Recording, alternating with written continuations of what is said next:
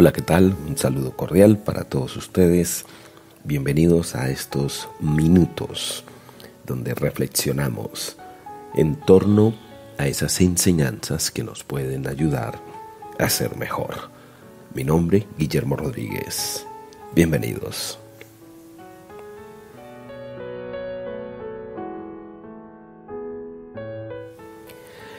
En Génesis capítulo 3, versículo 7 dice lo siguiente: Entonces fueron abiertos los ojos de ambos y conocieron que estaban desnudos.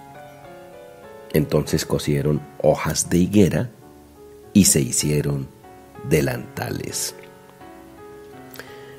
En este versículo se refiere precisamente después de que el hombre en el Edén, en el paraíso, que disfrutaba de toda esa bendición y creación de Dios para su vida, pues en un momento dado este hombre desobedece, porque en el Edén había una regla, un mandamiento, una política, un principio, como quiera llamarlo. Y era simple: ese árbol no coma.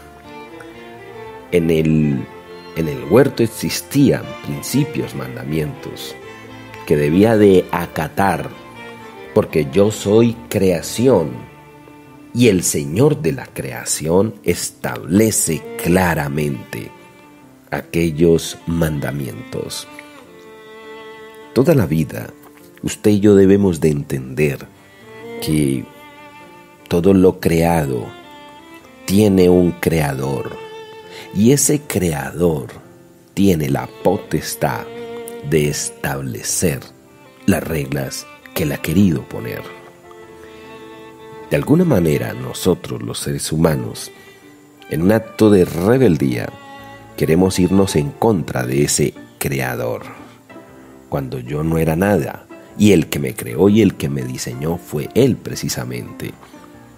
Y si yo he sido creado, pues lo mínimo que tengo que hacer es dejar que mi creador me guíe, me enseñe, me forme.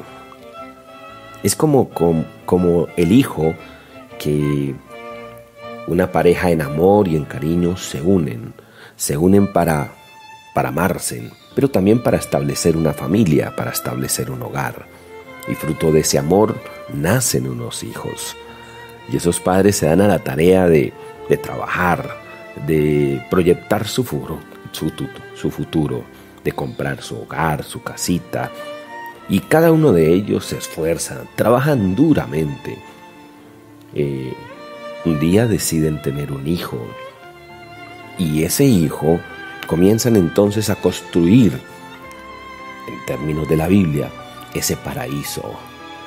Y en ese paraíso, ese niño que está creciendo ahí con su papá y su mamá, ese padre y esa madre establecen unas reglas.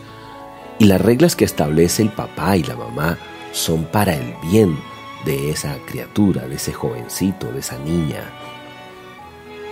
Llega un momento donde ese niño comienza a escuchar otras voces que le van a llevar inclusive a ser rebelde a ese papá y a esa mamá. ¿Qué quiere el padre y la madre con respecto de un hijo? Que le vaya bien, que salga adelante, que prospere. Y todo lo que el padre y la madre le ha aconsejado es precisamente porque quiere y desea lo mejor. Desea lo mejor para él. Pero el problema de muchos de nosotros es que no entendemos. Entonces ese niño termina siendo rebelde. ¿Cómo se siente ese padre? Pues claro, triste. Y sabe que esa conducta o ese camino que está tomando ese jovencito, ese adolescente, le va a traer problemas a su vida. Y llega un momento donde un padre no puede hacer nada y simplemente dejar que las mismas consecuencias le enseñen a ese joven o a esa persona que está equivocado. Lo mismo sucedió en el huerto del Edén.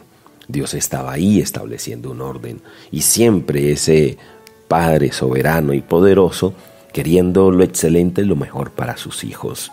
En el versículo 7 ya el acto de desobediencia está dado como tal. La tragedia se dio una tentación, y ante la tentación el hombre cae y entra en esa instancia de rebeldía, de pecado. Claramente afirma la palabra de Dios que la mujer fue engañada, mientras que el hombre definitivamente no. Pero todos cayeron, transgredieron, cometieron precisamente ese error, ese pecado. Esa caída generada por esa tentación, inducida a través de la duda y de negar a su Creador, dio como resultado esa conciencia, una conciencia de pecado. Conocieron que estaban desnudos, sus ojos se abrieron, descubrieron una nueva vida. ¿Qué quiere decir? ¿Que Dios los tenía engañados? No. Dios les había dicho que el día que comiesen de ese árbol, iban a morir. Y sí es cierto, en el momento que comieron ese árbol, ese fruto, pues efectivamente hubo una muerte espiritual. Dejaron de ser esas personas que dependían de Dios, dejaron de creer en Dios, en el Señor, en su palabra, en su poder, en su gracia, en su misericordia. Dejaron de dejarse guiar por Dios para escuchar otras voces. Se dejaron seducir, se dejaron tentar, se dejaron engañar para tomar un camino distinto al establecido por Dios. Sus ojos se abrieron, claro. Aparte de Dios, el mercado era más amplio y habían otras opciones. Y siempre enfrente de su vida usted va a tener muchas opciones. Todas las opciones que usted quiera están enfrente de usted.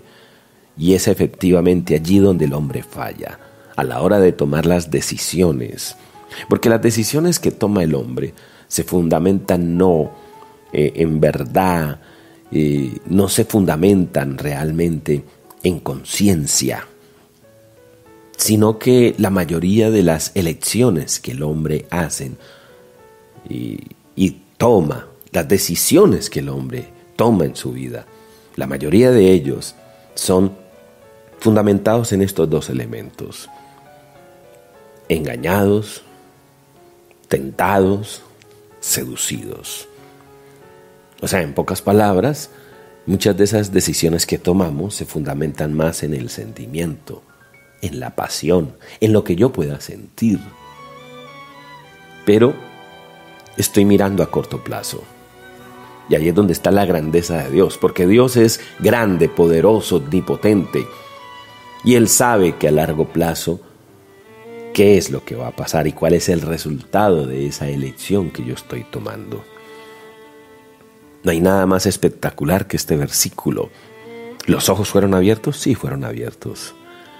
Para entender y saber que puedes tomar otras decisiones, que hay variedad, pero en esa gran variedad usted se va a equivocar.